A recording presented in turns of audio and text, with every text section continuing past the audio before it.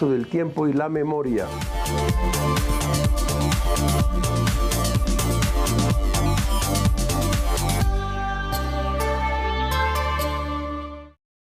Bienvenidos a La Otra Aventura, un espacio dedicado al mundo de los libros.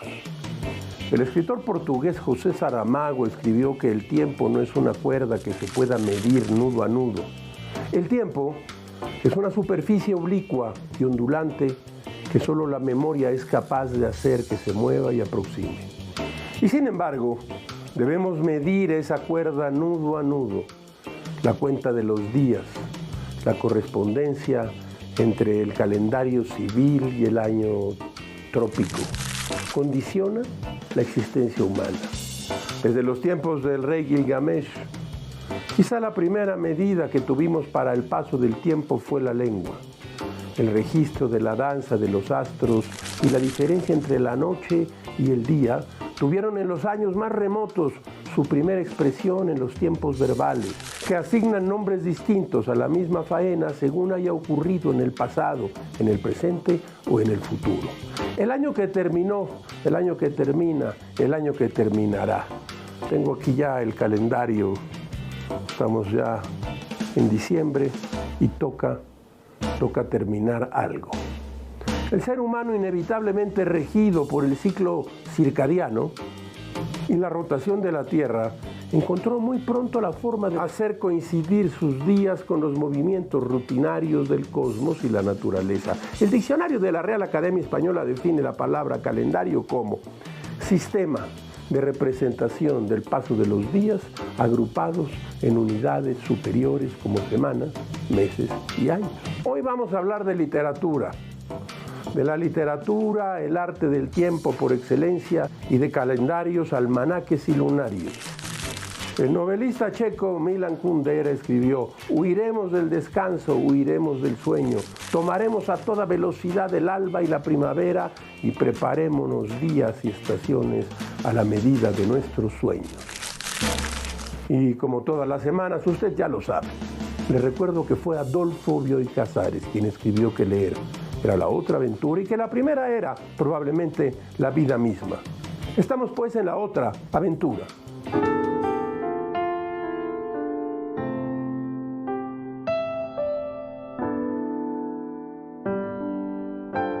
En la vida a ratos, esa novela escrita en viñetas, organizada por las fichas de una suerte de calendario, lo traigo aquí en dispositivo, Juan José Millás inicia su relato con estas palabras: pronto cumpliré 67 años. ¿Soy un viejo? Evidentemente sí, pero a mi alrededor todo el mundo lo niega. A veces soy yo mismo el que lo niega. Cuando paseo por el parque de buena mañana, por ejemplo, la imagen que tengo de mí es la de un muchacho. Me estimula sentir el frío en el rostro, me gusta apretar el paso hasta alcanzar el límite de la carrera, pienso con ilusión en el periódico y la taza de té que me espera al final de la caminata. En ocasiones, a esas horas comienzo a imaginar ya la comida, incluso me acerco al mercado y compro algo especial. Con frecuencia, mientras voy de acá para allá, recuerdo la frase con la que comienza John Cheever sus memorias. En la madurez hay misterio, hay confusión. Cierto, hay misterio, hay confusión. A veces el misterio procede de la confusión y la confusión del misterio. Pero contesta ya, maldita sea, la pregunta con la que te has levantado de la cama este lunes de enero. ¿Eres o no eres viejo? Sí, coño, lo soy un viejo. Los calendarios nos aseguran que somos más viejos cada que cumplimos con nuestros rituales cotidianos. Sin los calendarios, todos los días serían el mismo y tal vez nuestro cuerpo aprendería a no envejecer con el paso de las noches y los días. Ahora que se acerca el año siguiente, volteamos con mayor insistencia a ver el calendario. ¿Qué nos trae el próximo año? En una fábula estupenda, Emilia Pardo Bazán se imaginó al añito nuevo como un niño de buena traza, bonito, con traje de marinero y bucles rubios. A su llegada, dice Pardo Bazán, la gente le piropeaba en la calle. Algunas mujeres más atrevidas besaban sus manecillas frescas de adolescente y a su paso un rumor de simpatía le halagaba una oleada de adoración que lo envolvía. Ese año nuevo viene con dulces, esos dulces traen siempre lo mismo, una muerte nueva, más dolor de ciática, negocios fallidos, enfermedades. Nuevo, sea como fuere, pase tan pronto como vino. Recuerde usted, puede encontrar el guión íntegro de cada uno de nuestros programas y la bibliografía completa de las recomendaciones en nuestras redes sociales. Tenemos X, tenemos Instagram, tenemos Substack y YouTube. Síganos para tener siempre a la mano algo bueno que leer.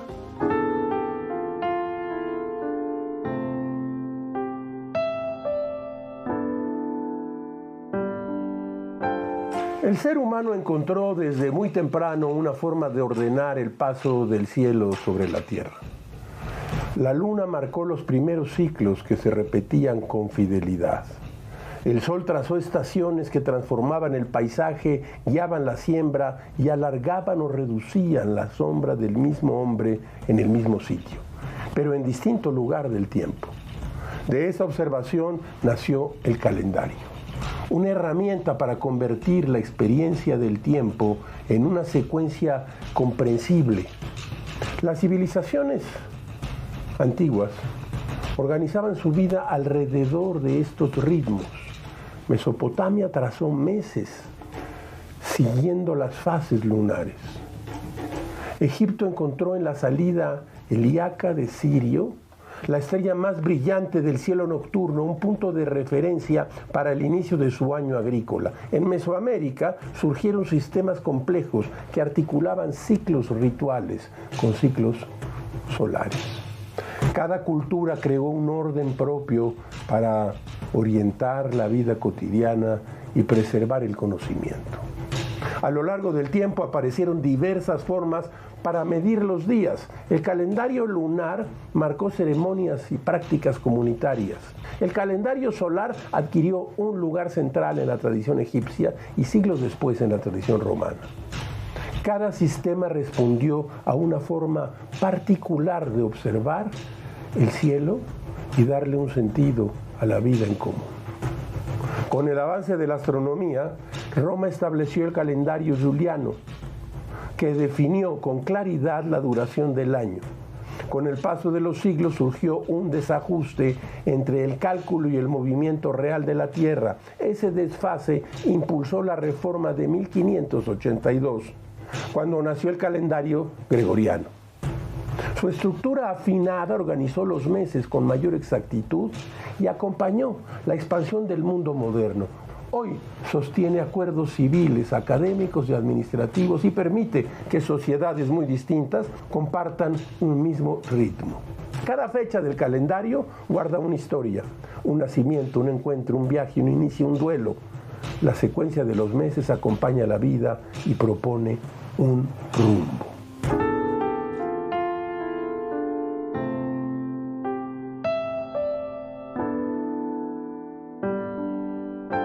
El escritor estadounidense Paul Auster nos dejó el testimonio de los dos grandes hitos de la vida humana, el inicio y el final.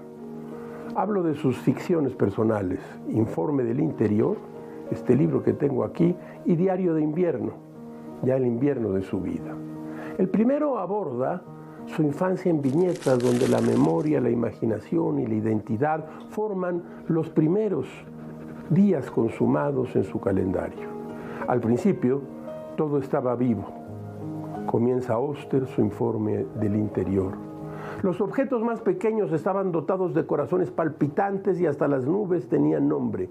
Las tijeras caminaban, los teléfonos y cafeteras eran primos hermanos, ojos y gafas hermanos, el reloj tenía cara humana. En el Diario de Invierno, Auster entregó una novela confesional y autobiográfica acerca del inicio de la vejez. Escribe Auster: piensas que nunca te va a pasar. Imposible que te suceda a ti, que eres la única persona del mundo a la que jamás ocurrirían esas cosas. Hoy hemos traído a esta sección del gran inicio el Diario de Invierno de Paul Auster. Escuche usted.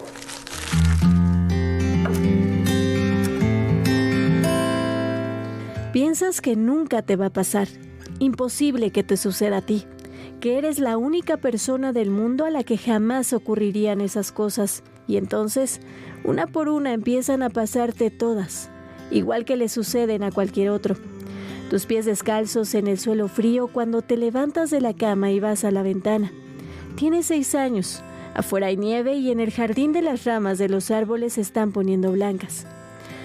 Habla ya, antes de que sea demasiado tarde, y confía luego en seguir hablando hasta que no haya más que decir.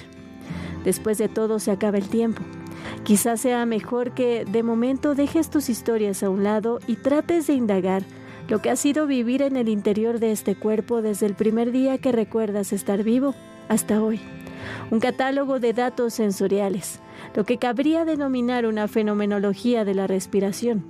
Que ya no eres joven es un hecho indiscutible. Dentro de un mes cumplirás 64 años y aunque eso no es ser demasiado viejo, no lo que todo el mundo considera una edad provecta, no puedes dejar de pensar en todos los que no han logrado llegar tan lejos como tú. Ese es un ejemplo de las diversas cosas que no podrían pasar nunca, pero que en realidad han ocurrido.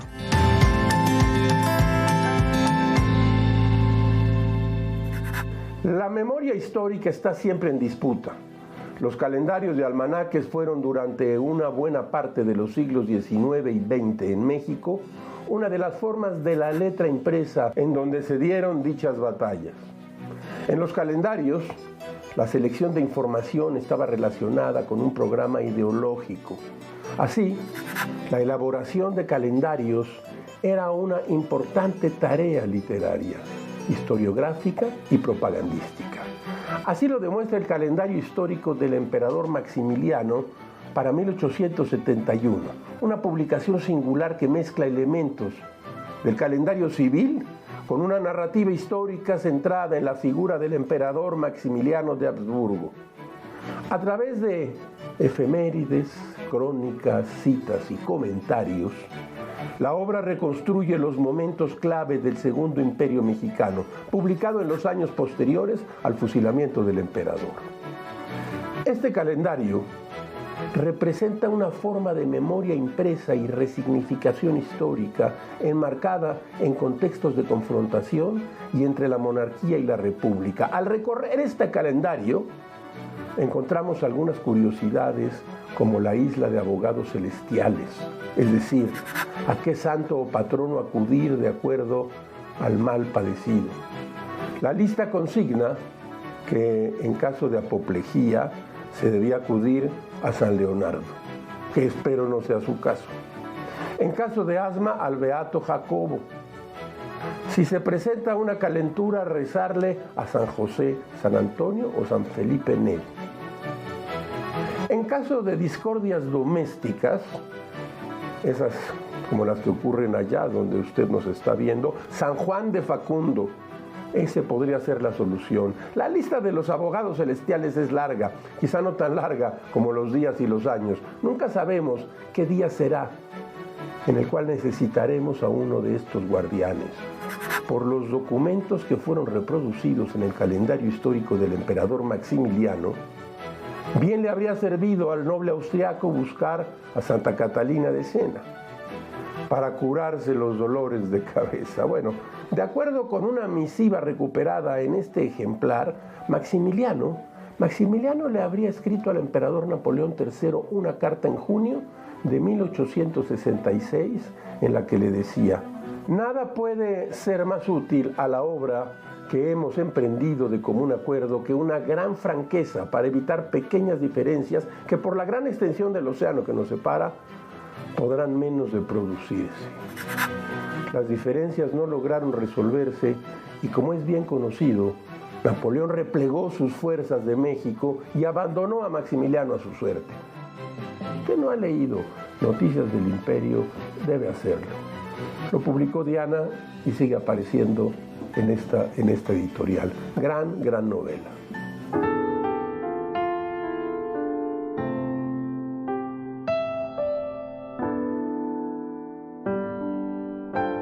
En el taller de la otra aventura elegimos libros, temas, asuntos y películas que tienen que ver con el tema de la emisión que hemos elegido para este día. Así entonces, tenemos aquí de Annie Ernaux, la premio Nobel, No he salido de mi noche. Mi madre sufrió la enfermedad de Alzheimer a principios de los años 80. Al final tuve que ingresarla en una residencia de ancianos. Annie Ernaux. Y luego viene este libro, este voluminoso libro que es La Revolución Rusa de Richard Pipes. El calendario revolucionario soviético fue un tipo especial. En esta historia de la Revolución Rusa de Richard Pipes, publicada por Debate, podremos leer cómo el calendario revolucionario soviético fue un tipo especial de calendario utilizado en la Unión Soviética de 1929 a 1930. Toda una historia. Y ve usted estas tres películas que tienen que ver con el tiempo, con la memoria, con los calendarios. De David Lynch, el gran David Lynch, Twin Peaks. Y luego, con Brad Pitt y Kate Blanchett, El curioso caso de Benjamin Button, basado en un cuento de Francis Scott Fitzgerald. Y esta otra película de la que ya hemos hablado aquí, pero tiene que ver una vez más con el tema de nuestro programa. Es ni más ni menos que de Lars von Trier y se llama Melancolía, en el taller de la otra aventura.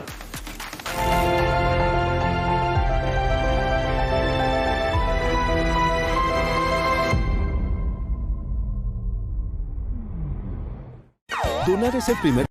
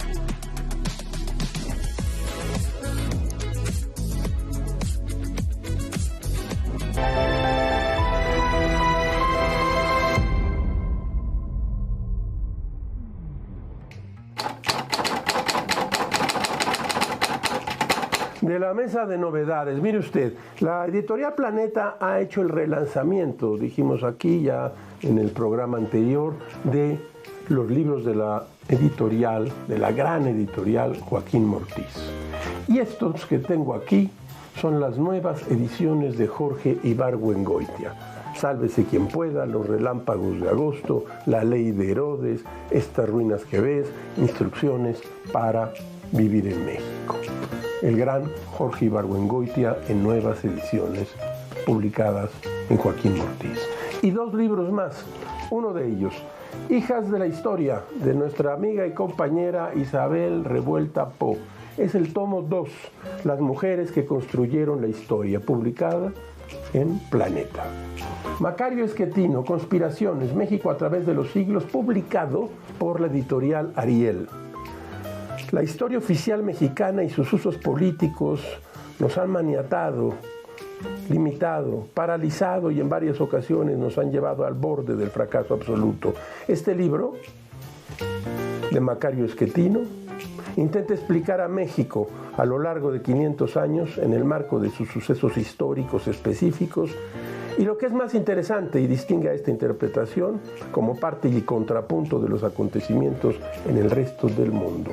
Conspiraciones, México a través de 6 siglos. Macario Esquetino, de la mesa de novedades.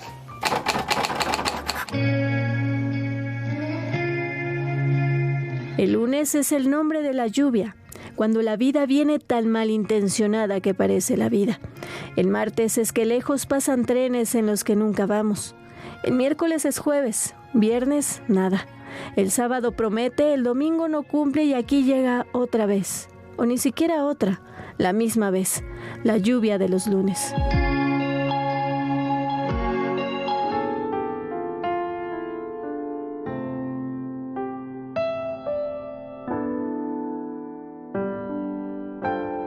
Escuche usted esta breve crónica de bolsillo. Hace ya algunos días, el senador Noroña citó a una rueda de prensa para aclarar algunas de las muchas barbaridades, infamias y agresiones que caracterizan su discurso. ¿Cuál fue el resultado? Nadie asistió a su conferencia de prensa. ¿A qué le habrá sabido al senador Noroña?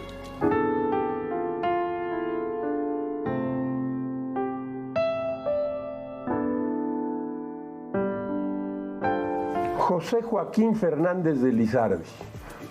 Usted debe haber oído este nombre, pues es el fundador de la novela mexicana y el autor de muchos periódicos escritos por una gran persona, el gran escritor Fernández de Lizardi. Autor, desde luego, del Periquillo Sarmiento. Escribió más de 300 folletos y fue colaborador de 10 periódicos durante los convulsos años en que se libró la guerra de independencia y se trazaban los primeros esbozos de la República. Fernández de Lizardi escribía periódicos como este: El amigo del perico que cantaba la victoria, así se llamaba. Otro se llamaba El conductor eléctrico. Los amigos, enemigos y comentaristas de Fernández de Lizardi, Norma Alfaro Aguilar nos cuenta que entre 1821 y 1822 los desafíos para El Pensador Mexicano, que es el periódico central que escribió Fernández de Lizardi, no fueron menores. En aquellos años, este gran escritor y periodista fue acusado de hereje político y religioso. Lo primero a consecuencia de la publicación de su folleto Chamorro y Dominiquín, diálogo tragicómico sobre la independencia de América, en el que planteó la separación de la corona española. La reacción pública fue inmediata. La Junta de Censura prohibió la circulación del papel al calificarlo de sedicioso y por tercera ocasión Fernández de Lizardi fue encarcelado. Lo segundo, la herejía religiosa. Le fue endilgada con el anuncio público de la excomunión y debido a su escandaloso y temerario texto titulado Defensa de los francmasones, que molestó notablemente a las autoridades eclesiásticas. A finales de 1824, siendo México ya una república federal, Fernández de Lizardi fue nombrado director de la Gaceta del Gobierno y comenzó a percibir un sueldo de capitán retirado por sus servicios a favor de la insurrección. Probablemente un poco más sosegado, Lizardi le dedicó tiempo a la escritura de 2 calendarios. El primero en el año de 1824 y el segundo en el año posterior. En la edición de 1825, Fernández de Lizardi inició así su dedicatoria. Preciosas jovencitas, señoras de respeto, que de la patria hacéis el feliz ornamento, a vosotras dedico como un humilde obsequio este calendario. En una página dedicada a las noticias históricas americanas, Fernández de Lizardi destacó las siguientes fechas.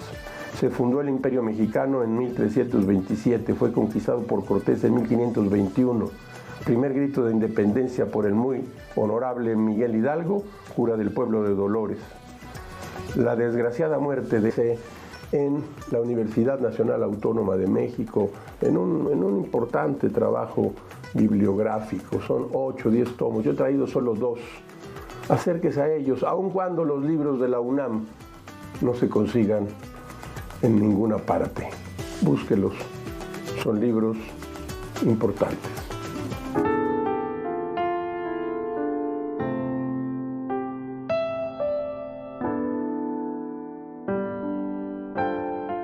Déjeme leerle un poema, un fragmento de Burnt Norton, pieza inicial de los 4 cuartetos de T.S. Eliot, en la traducción de José Emilio Pacheco, publicado por Ediciones Era.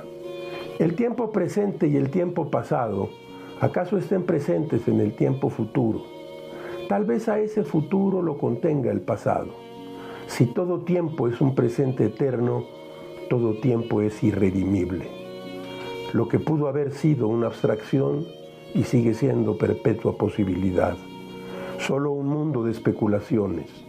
Lo que pudo haber sido y lo que ha sido tienden a un solo fin, presente siempre. Un fragmento de los 4 cuartetos, Burnt Norton, en versión de José Emilio Pacheco.